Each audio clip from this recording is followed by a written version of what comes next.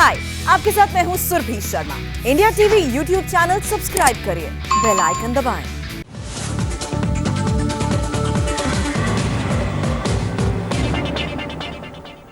नमस्कार, मैं हूं सौरभ शर्मा। आज प्रधानमंत्री नरेंद्र मोदी पर दो बड़ी हेडलाइंस हैं। एक वर्ल्ड हेडलाइन है और एक वो हेडलाइन है जिसकी चर्चा इस वक्त गांव-गांव में होने लगी है। पहली खबर के बारे में मोदी ने खुद बात की और दूसरी खबर की चर्चा पूरी दुनिया कर रही है। मोदी को लेकर विदेशी मीडिया में बहुत सारी बातें कही गई, अफवाहें फैलाई गई, हर रोज एक नया नैरेटिव क्रिएट करने की कोशिश की गई। मगर अब एक नया सर्वे आया है। 13 वर्ल्ड लीडर्स में मोदी लीड कर रहे हैं। आज प्रधानमंत्री ने खुद भी कहा कि देश को अगले 90 दिनों तक लीड लेनी होगी, इसलिए मोदी ने नई फोर्स बनाई है। ये फोर्स क्या है, दुनिया ने मोदी को कितने नंबर दिए, इसकी पूरी इनसाइड स्टोरी इस रिपोर्ट से समझिए।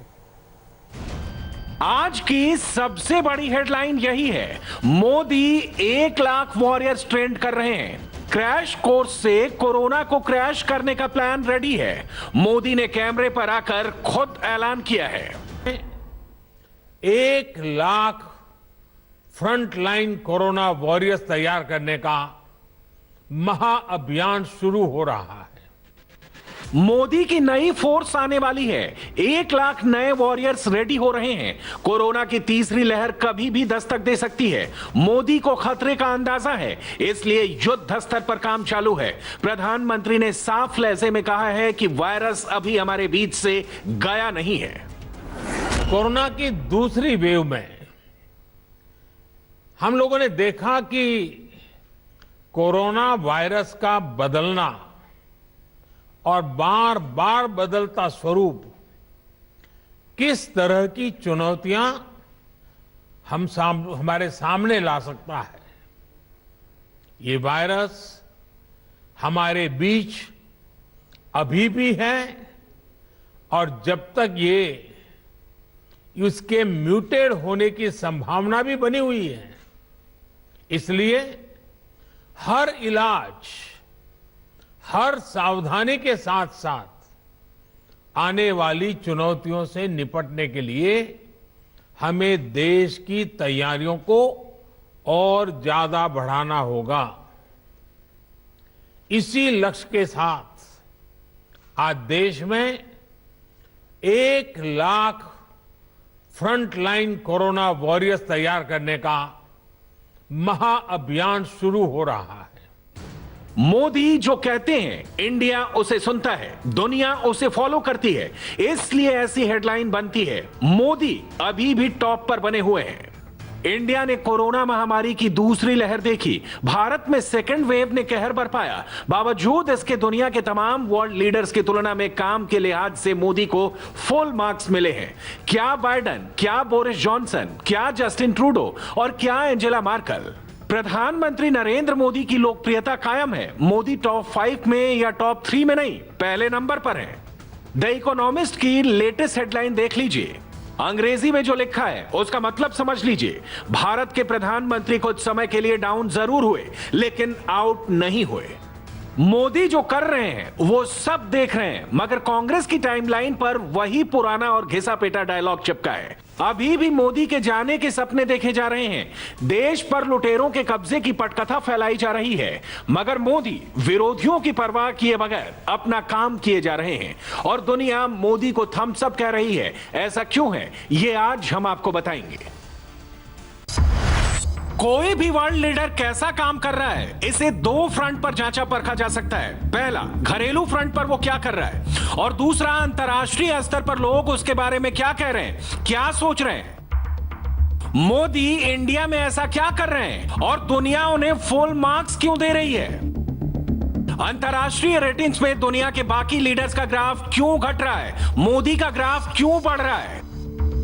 यह समझने के लिए आपको यह देखना होगा कि घरेलू फ्रंट पर मोदी कैसे मोर्चा संभाल रहे हैं। 2020 में कोरोना के पहले वेव में मोदी के 3 मैजिकल मंत्र ने कोरोना से इंडिया को बचाया था। इस बार भी मोदी ने वही मंत्र दिया है, स्किल, रीस्किल और अप स्किल। पर एक बार फिर फोकस की बात कही है। मोदी को पता है कि सतर्कता हटी, दुर्घटना घटी। देश को सेकंड वेव का बैड एक्सपीरियंस है, इसलिए थर्ड वेव से पहले रिस्क लेने का सवाल ही पैदा नहीं होता।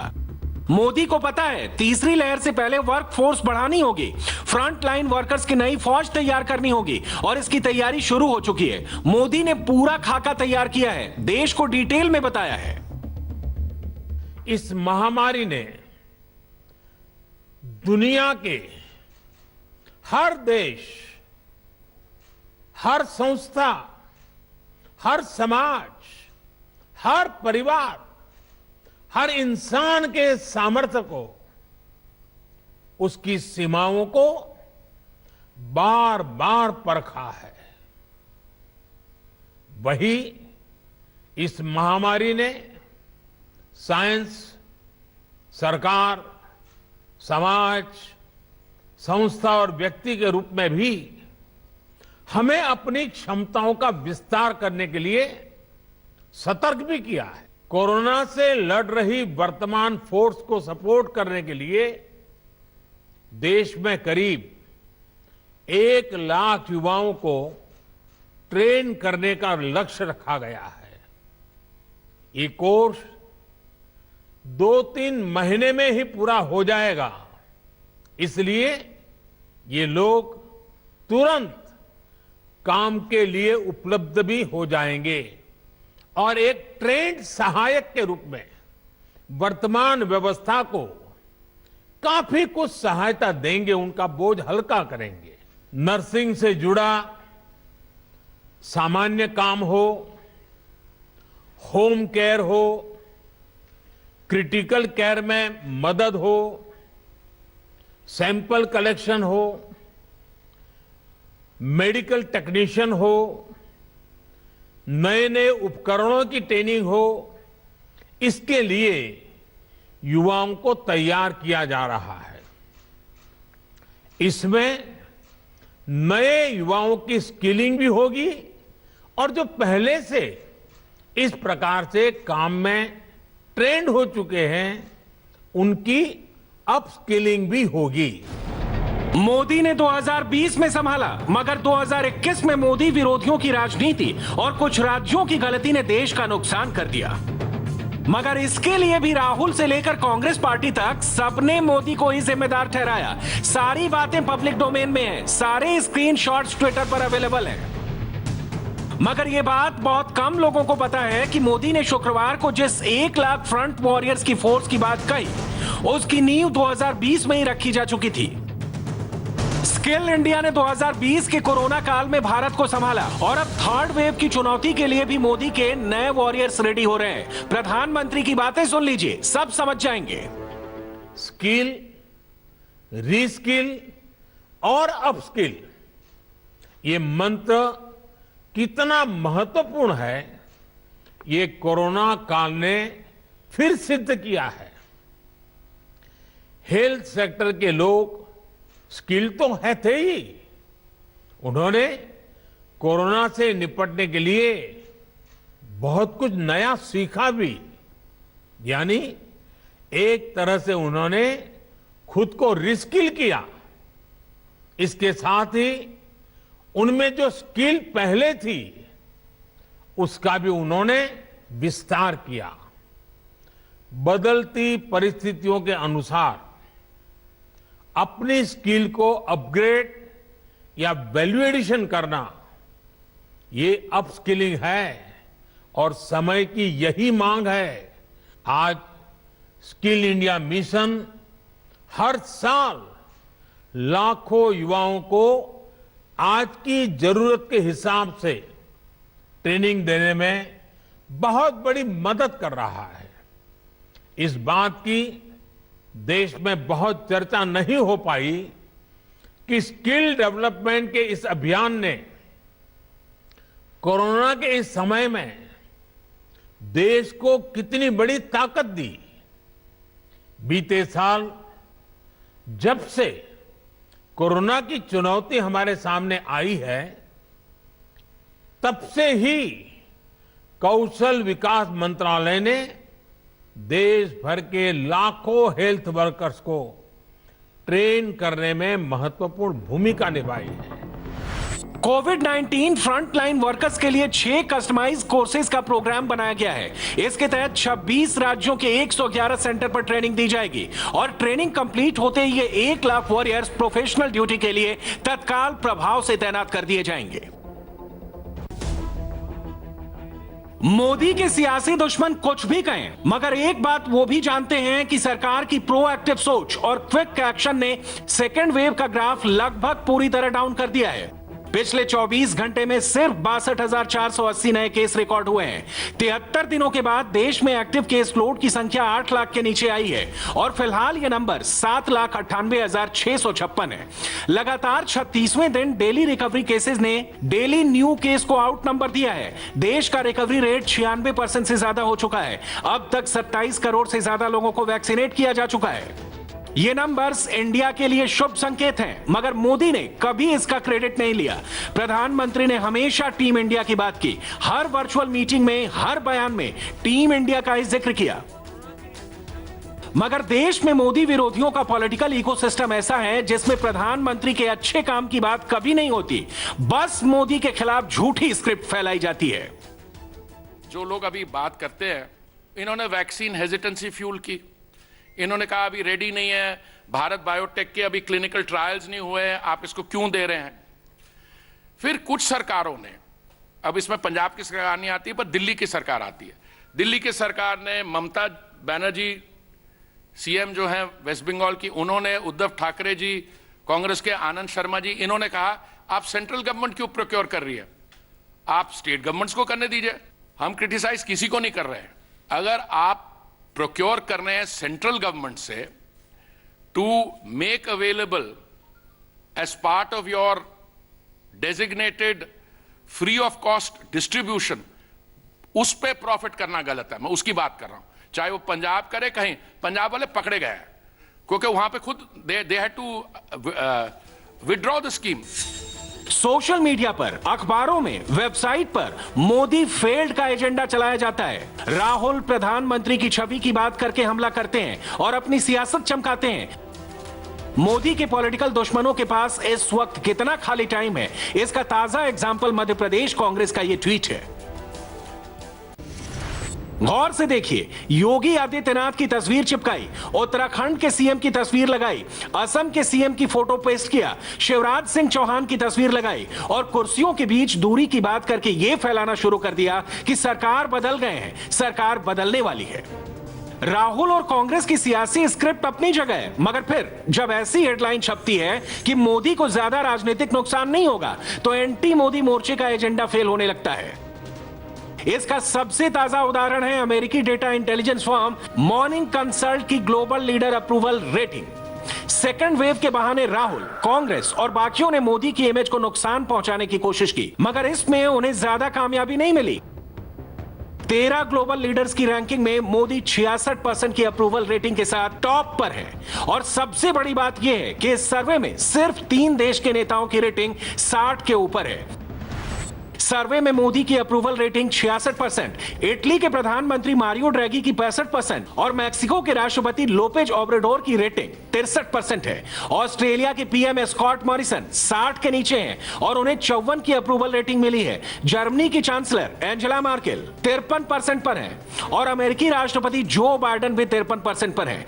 कनाडा के पीएम 48% के साथ 7वें नंबर पर हैं। ब्रिटेन के PM Boris Johnson 44%, south Korea के राष्ट्रपति मून जे-इन 37%, स्पेन के प्रधानमंत्री पेड्रो सांचेज 36%, ब्राजील के राष्ट्रपति जायर बोल्सोनारो 35%, फ्रांस के राष्ट्रपति इमैनुअल मैक्रो 35% और जापान के प्रधानमंत्री योशिहिदे सुगा 29% की अप्रूवल रेटिंग के साथ सबसे नीचे हैं। श्रीमान नरेंद्र मोदी जी दुनिया के सर्वाधिक लोकप्रिय नेता हैं। यह हम नहीं कहते, जमाना कहता है। अमेरिकी डेटा इंटेलिजेंस फर्म ने एक सर्वे किया और उस सर्वे में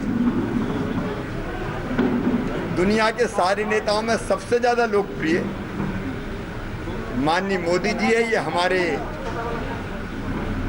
हम सबके लिए, हमारे देश के लिए गर्व का विषय है। यहां जिस सर्वे की बात हो रही है उसके बाद छपी यह हेडलाइन भी कई राजनीतिक संकेत दे रही है और इस आर्टिकल के भीतर लिखे शब्द मोदी विरोधियों को अच्छे नहीं लगेंगे। द इकोनॉमिस्ट के आर्टिकल को मॉर्निंग कंसल्ट ने बाकायदा एंडोर्स किया है। आर्टिकल को टैग करके मोदी नंबर 1 वाला मैसेज ट्वीट भी किया है। लेख के अंदर लिखा गया है कि मोदी कोई साधारण नेता नहीं है। जो लोग ये सोच रहे हैं कि मोदी को आसानी से सत्ता से हटाया जा सकता है, उन्हें झटका लगेगा, क्योंकि इसकी संभावना ना के बराबर है। इसी लेख में इस बात का भी जिक्र है कि 2024 में भारत में होने वाले अगले लोकसभा चुनाव के बाद भी मोदी की वापसी हो सकती है। मोदी के बारे में यह भी कहा गया है कि उनकी छवि एक मजबूत लीडर की है, वो इसे बरकरार रख सकते हैं। लेख में बीजेपी को डॉन्टिंग पॉलिटिकल मशीन बताया गया है। साथ ही यह भी कहा गया है कि छोटे मोटे झटकों के बावजूद बीजेपी ही इकलौती ऐसी पार्टी है जो भारत में कहीं से भी चुनाव लड़कर जीत सकती है या अच्छा परफॉर्म कर सकती है। लेख में राहुल का भी जिक्र है और उन्हें लेकर कहा गया है कि राहुल गांधी की लीडरशिप में ना कांग्रेस सड़क पर लड़ाई लड़ पा रही है और ना ही मजबूत गठबंधन ही बना पा रही है। अब आप समझ गए होंगे कि अगर देश में मोदी का काम बोल रहा है, अगर विदेशों में भी मोदी के नाम का डंका बज रहा है और मोदी विरोधियों की नाक कट रही है, तो इसके पीछे की असली वजह क्या है? और आज सुबह से एक और खबर चर्चा में है। यह खबर किसान आंदोलन से जुड़ी है, लेकिन बहुत दुखद खबर है। टीकरी बॉर्डर के पास एक शख्स की जलकर मौत हो गई और पुलिस का दावा है कि यह हत्या है। हालांकि किसान नेता इसको कुछ और ही बता रहे हैं। मरने वाले के परिवार का क्या कहना है, पुलिस को क्या क्या सबूत मिले हैं, हमने सबसे एक एक बात की, किसान नेताओं का भी पक्ष सुना और उसके बाद ये रिपोर्ट तैयार की। आग तो खुद लगाई, कुछ ना लगाई उसने क्यों किसान आंदोलन में जो व्हाइट कपड़े में था उन्हें लगाई आग। तेल किसने छिड़का? उसने तेल छिड़क कर उसने आग लगाई है तेरे है। ये मौत से पहले का वीडियो है। ये वीडियो मुकेश के परिवार ने खुद दिया है। सांस टूटने से पहले मुकेश ने गवाही दी थी। उसको क्या क्या हुआ, कैसे आग लगी, किसने साजिश रची, ये बताया था। मुकेश का परिवार क्या कह रहा है वो सुनिए। आप ये बताइए कि आपके हस्बैंड के साथ जो हुआ, क्या पता चला आपको, क्या बताया गया? हमारे साथ में कुछ नहीं, वो शाम को जो डेली जाते थे घूमने के लिए वहाँ पे। हाँ। वो लोग ना उन्हें पेट्रोल डाल के चीख के आग लगा दिए उनको। हाँ। ठीक है, अब हमारा खर्चा कौन चलाएगा? वही तो था, माँ बेटे का खर्चा कौन चलाएगा? अब हाँ। कोई है हमारा आगे पीछे तो कोई नहीं है। हाँ। देख लो अब क्या करोगे, देख लो हमारा। क्या बताया आपके हस्बैंड की मौत कैसे हुई, कुछ पता चला आपको? हाँ यही है, बता रहा था वो पेट्रोल छिड़क के आग लगा दिए थे सरदार लोग। हाँ। रात को 9:30 बजे फोन आया था। हाँ। ये गांव के लोग जा रहे थे, उन लोग फोन किए कि यहाँ तुम्हारा भाई जल रहा है। जब इन लोग गए हैं, जब उठा के ले गए अस्पताल में। हाँ। तो क्या रोज मुकेश जो है वहाँ पे रोज जाता था आंदोलनकारियों के पास? नहीं, ऐसे तो घूमने उमने जाते थे, डेली घूम के आते थे। और पूरा गाँव जाता। माता जी, तो आपका बेटा क्या रोज वहाँ पे जो आंदोलन कर रहे हैं, जो प्रदर्शन कर रहे हैं किसान, वहाँ पे रोज जाता था आपका बेटा? घूमने के लिए रोज घूमने के लिए जाता, घूमने के लिए कभी कल जाता था वहाँ, रोज नहीं जाता था। घूमने के लिए जा रहा था कल। हाँ। और वो चला जा करता घूमने की ताई ओका लूडो बैठ के बैठा लिया होगा ना। उन्हें फिर 5-6 रुपया का ना उन्हें पे पेट्रोल छकर आग लगा दी मेरे बेटे। अच्छा, अब आप सरकार से क्या चाहते हैं, क्या मांगे हैं, कुछ जो आप हमें बता पाएं, क्योंकि आपका एक बेटा है और अब घर में कमाने वाला कोई नहीं। कोई नहीं, हमारा खर्चा चाहिए। हाँ, नौकरी भी चाहिए। और सबसे पहले हमें निष्पक्ष जांच हो, उसको न्याय मिले। जांच किस तरह से चाहते हैं? दोषियों को सजा मिले। बोलना उन लोग को सजा दीजिए ना, जैसे आग लगाए उन लोग, जैसे मेरा घर उजाड़े हैं उन लोग। अब मैं किसके सहारे रहूंगी यहाँ पे, बताइए? एक बच्चा छोटा सा, किसके सहारे रहूंगी?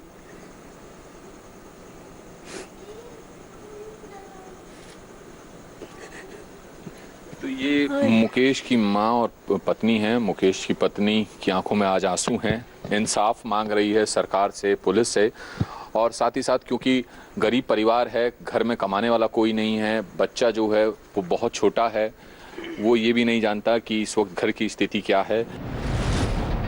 अभी हमारी टीम मुकेश के गांव पहुंची थी कि मुकेश की मौत को लेकर दो थ्योरी शुरू हो गई।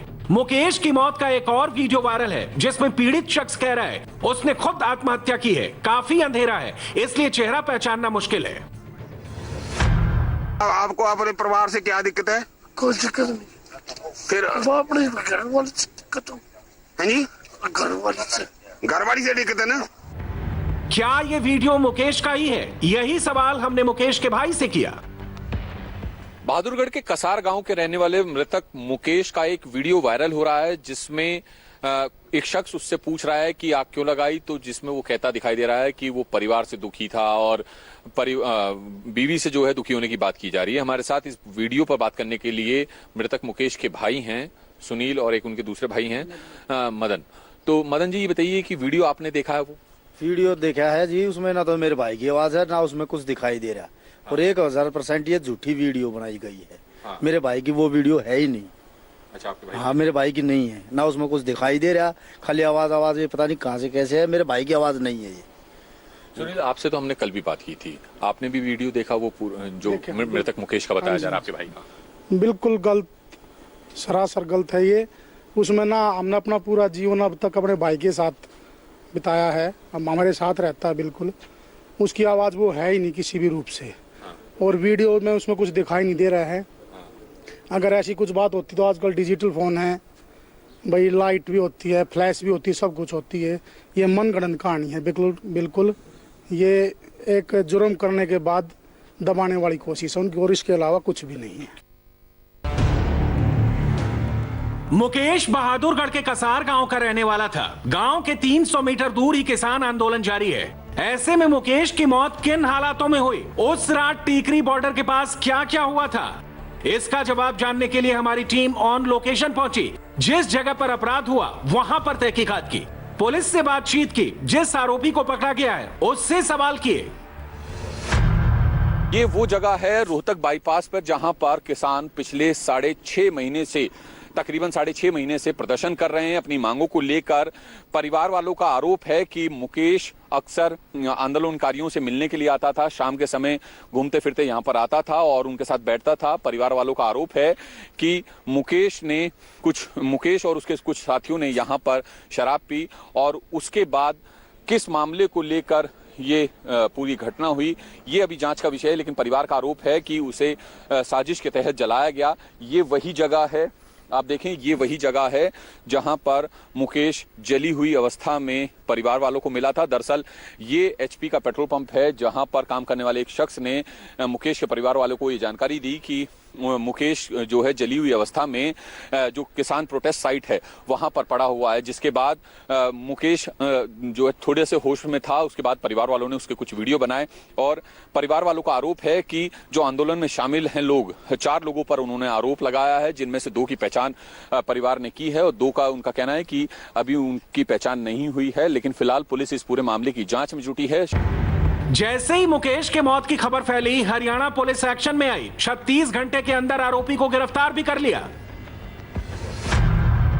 इस वक्त हम बहादुरगढ़ में मौजूद हैं थाने में। आप देखें कि ये वही कृष्ण है आरोपी जिस पर आरोप है कि मुकेश को इसने जलाया और उसके बाद उसकी मौत हो गई। फिलहाल पुलिस कस्टडी में है। कोर्ट ने 1 दिन की रिमांड पर पुलिस को सौंपा है। हालांकि पुलिस ने 3 दिन की रिमांड मांगी थी, लेकिन फिलहाल 1 दिन की रिमांड जो है दी गई है। हालांकि पुलिस का कहना है कि अगर जरूरत पड़ी तो दोबारा से रिमांड मांगी जाएगी मुकेश मामले में, मुकेश की हत्या के मामले में। फिलहाल ये कृष्ण है, जींद का रहने वाला है और पुलिस सूत्रों की माने तो ये वारदात से तकरीबन 10-12 दिन पहले ही यहां पर पहुंचा था। इससे पहले भी आया था, इससे पहले भी यहां पर आया था। हमारी कोई बात नहीं हुई। बताइए आपने क्यों जलाया, तेल वेल क्यों डाला? नहीं, हमने नहीं डाला जी, आप खुद डाला उसमें। बिल्कुल, तो आप देखें ये कृष्ण है जो आरोपी है और फिलहाल मुख्य आरोपी है, 1 दिन की रिमांड पर है और अभी पुलिस इससे पूछताछ कर रही है। उसके बाद ही तस्वीर साफ होगी कि आखिर मामला क्या हुआ। लेकिन पुलिस सूत्रों की माने तो जो कृष्ण है ये मुख्य आरोपी, इसने और इसके एक साथी संदीप और मुकेश, जो मृतक मुकेश है, उन्होंने बैठ के शराब पी और उसके बाद इनकी किसी बात को लेकर विवाद हुआ, जिसके बाद मुकेश को जो है जला दिया गया। कृष्ण क्या किसान आंदोलन का हिस्सा है? वो कब से आंदोलन से जुड़ा है और आंदोलन को लेकर कितना एक्टिव है, ये पता करने के लिए हमारे संवाददाता सोनू उस जगह पर पहुंचे जहां कृष्ण रुका हुआ था। वहां पर क्या मालूम पड़ा वो देखिए। इस वक्त हम रोहतक बाईपास पर उस जगह मौजूद हैं जहां पर मुकेश हत्या मामले में आरोपी कृष्ण ने अपनी मोटरसाइकिल खड़ी की थी। हमारे साथ सतीश हैं, एक किसान जो कि यहाँ पे प्रदर्शन के लिए आए हुए हैं, बैठे हुए हैं। सतीश, कृष्ण को आप कैसे जानते थे और क्या? ऐसे नहीं जानता था, मतलब गुआंढी के नाते से मेरा जो साथ में ताऊ है वो आया है, वो जानता। मैंने तो इसका पता भी नहीं था कि ये राचंदवाड़ा का है। अच्छा, हाँ। अच्छा, आपके साथी ने आपकी पहचान कराई थी? हाँ, बुढ़ा था, बुजुर्ग है, ईश्वर का बुजुर्ग है मेरे साथ, उसने बताया। अच्छा, हाँ, क्या? अक भाई अपना गुआंढी है। मैंने भी पता था, सुबह सुबह हमारा उक्का पीन लग रहे थे, तो यहाँ आके उसकी मोटरसाइकिल डाट दी। तो यहाँ से फिर वो मोटरसाइकिल में बोला भाई को देखो उठा ले जे, तू इतनी भीतर कर दे। वो आती अंदर करवा दी थी मैंने। अच्छा, मेरे पास फिर वो दूध पी गए, 3 गिलास दूध के पी गए और फिर चला गया। अच्छा। फिर नहीं पता लगा। कितने दिन से यहाँ पर था? हाँ, मंगलवार को आया था सुबह सुबह। मंगलवार? हाँ, मंगलवार। अच्छा, हाँ, सुबह सुबह। तो ये जो 16 तारीख को घटना हुई उसमें आपने क्या देखा, क्या हुआ? कुछ नहीं देखा साहब, आप तंबू से बाहर नहीं निकलिया कर देना, अपन किसी के पास जाने की जरूरत है। यहाँ का तो इस बुजुर्ग के पास बैठ जा का अपने तंबू में रहना। अच्छा, हाँ। परिवार वालों का दावा है कि मुकेश की हत्या में सिर्फ कृष्ण अकेला शामिल नहीं है, बल्कि 3 लोग और भी मौजूद थे। हरियाणा पुलिस की जांच कहां तक पहुंची, कितने लोगों को गिरफ्तार किया गया, कितने लोगों की तलाश जारी है, ये सारे सवाल हमारे संवाददाता कुमार सोनू ने सीधे जांच अधिकारी से किए। बहादुरगढ़ सेक्टर 6 थाने के एसएचओ हैं जय भगवान जी हमारे साथ। जय भगवान जी, पूरा मामला क्या है और पुलिस की कार्रवाई अब तक क्या हो रही है इस पूरे मामले में? देखिए, हमारे पास 16-17 की रात को इन्फॉर्मेशन आई थी जीएच बहादुरगढ़ से बर्न केस के अंदर।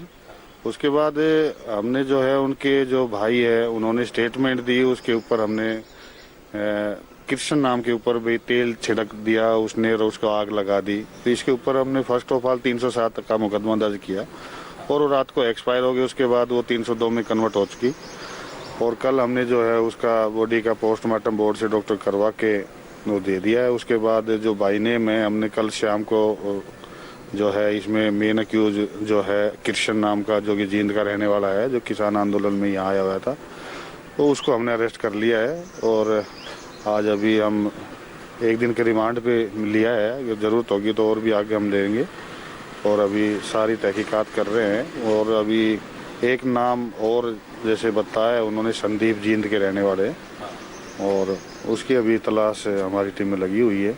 जो और फैक्ट आएंगे उनकी अरेस्टिंग के बाद जो देखते हैं। सर, इसका प्रोफाइल क्या है? ये कब से जो है इस आंदोलन से जुड़ा हुआ है, कब से ये यहाँ पर था?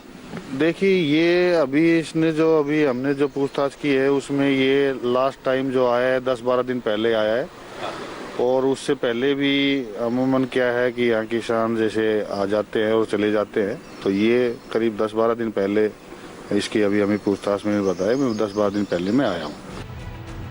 हरियाणा पुलिस की 4 टीमें बाकी आरोपियों की तलाश कर रही हैं। इस पूरी वारदात में किसान आंदोलन का नाम बार बार आ रहा है। ऐसे में मुकेश की मौत का आंदोलन से क्या संबंध है, ये जानना भी जरूरी है। इसलिए हमारी टीम ने आंदोलन में मौजूद किसानों से भी बात की। वहीं के किसान लोग हैं जो रोहतक बाईपास पे पिछले 6.5 महीने से बैठे हैं, इनसे भी जानते हैं सच्चाई आखिर है क्या। भाई साहब, क्या नाम है आपका? हरजीत सिंह है जी मेरा। हरजीत जी, आपने क्या देखा था, थोड़ा सा बताएं जो आप जानते हैं। वैसे जी मैं ਤਾਂ ਮੇਰਾ ਜਿਹੜਾ ਰਹਿਣ ਬਸੇਰਾ ਉਹ ਸੜਕ ਤੇ ਪਹਿਲੇ ਪਾਸੇ ਆ, ਦੂਰ ਆ। ਜਦੋਂ ਅਸੀਂ ਇੱਥੇ ਰੌਲਾ ਪਿਆ ਵੀ ਬੰਦਾ ਨੂੰ ਅੱਗ ਲੱਗ ਗਈ, ਬੰਦੇ ਨੇ ਅੱਗ ਲਾ ਲਈ, ਉਦੋਂ ਜਦੋਂ ਅਸੀਂ ਆਏ ਆ ਇੱਥੋਂ ਇਹ ਗੱਲ ਸੁਣੀ ਆ, ਉਦੋਂ ਲੈ ਗਏ ਸੀਗੇ ਉਹਨੂੰ ਚੱਕ ਕੇ। ਤੇ ਇੱਥੇ ਗੱਲ ਹੋ ਰਹੀ ਸੀ, ਬੰਦੇ ਕਰ ਰਹੇ ਸੀ ਬਈ ਉਹ ਕਹਿ ਰਿਹਾ ਬਈ ਮੈਂ ਆਪਦੇ ਘਰ ਵਾਲੀ ਨਾਲ ਲੜ ਕੇ ਆਇਆ, ਉਹ ਮੈਨੂੰ ਤੰਗ ਕਰਦੀ ਆ ਵੀ ਉਹਦਾ ਕਰਕੇ ਮੈਂ ਅੱਗ ਲਾਈ ਆ। ਅੱਛਾ, ਉਹ ਕਹਿੰਦਾ ਸ਼ਰਾਬ ਦੀ, ਮੇਰੀ ਪੁੱਛਿਆ ਬੰਦਿਆਂ ਨੇ ਵੀ ਤੁਸੀਂ ਸ਼ਰਾਬ ਪੀਤੀ? ਉਹ ਕਹਿੰਦਾ ਹਾਂ ਜੀ, ਮੇਰੀ ਬੋਤਲ ਸ਼ਰਾਬ ਦੀ ਪੀਤੀ ਵੀ ਆ। ਯਾਨੀ ਲੋਕਾਂ ਤੋਂ ਗੱਲ ਸੁਣੀ ਆ ਮੈਂ ਇੱਥੇ ਇਕੱਠ 'ਚ। वैसे मैं मौके पे हाजिर नहीं सीगा। आंदोलन में मौजूद जो किसान कह रहे हैं वही बात किसान नेता राकेश टिकैत भी कह रहे हैं। वहां पे ये पता चला है कि तिगरी बॉर्डर पे शराब के नशे में कुछ लोग शराब पी रहे थे और उसमें से एक किसान ने आत्महत्या करी, ये जानकारी हुई है।